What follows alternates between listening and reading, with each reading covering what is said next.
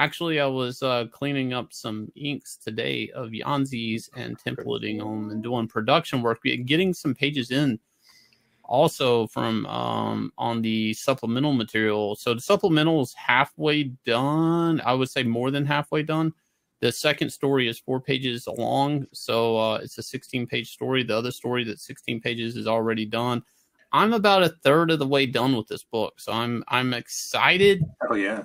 But I added some pages. Now here's the problem: I added some pages in hopes that we hit 260. But we don't hit 260. I'm gonna have to take away some pages, guys. Oh, damn! All right, these pages have already been drawn. These pages will feature the famous pull-out pigeon. What? What? Really? Pull-out pigeon is going to make an appearance in this book if we hit 260. We got to get to 260. What's pull-out pigeon? What am I missing here? It's okay. Pull-out pigeon. I had my first job I was working for Joe Kubert on the PS Magazine stuff. I had my first job from DC Comics. And it was an issue of Robin, and it was Robin. I'm not going to name the number because I hate this issue, but it's him and Spoiler sitting on a rooftop on the air conditioner for 6 pages talking. And so Joe's like, well, you can't fuck this job up, Shane. Bring in your roughs and let me see them. So I go home, I do my roughs. And then I go into Joe's office, and he's sitting at his throne, his desk. He never moved, you know. You have to walk down this long studio to get to his table. Pull up a chair, sit down, and you hand him your work. And you just... Was there ominous music playing while you're doing it? No, this is what's awkward. He's always working.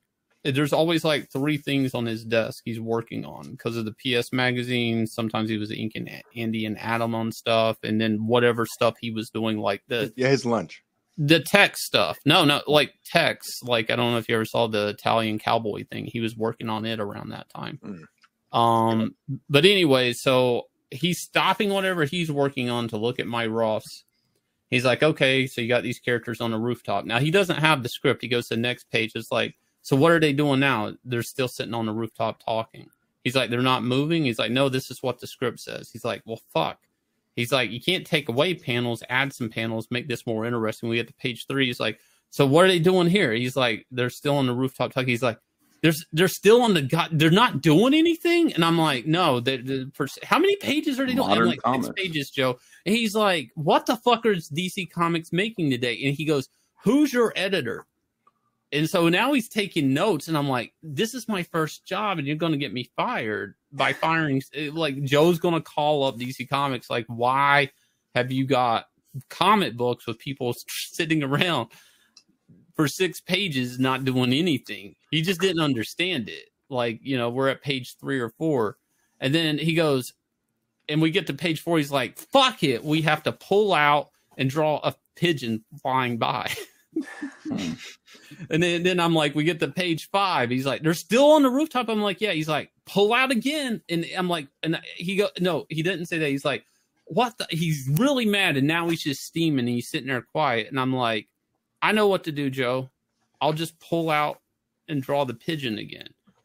He's like, yeah, you got to do something. Yeah. And that was the story. Pull out pigeon. So I got this one, my first comic I ever drew. It's got me like literally just pulling out with a pigeon flying by because the script was that goddamn boring. Pull it up. I'm not gonna pull it up. I burned and ripped up every copy of that book I come across. I buy that comic just so I can rip it up. Yeah, it was too dramatic.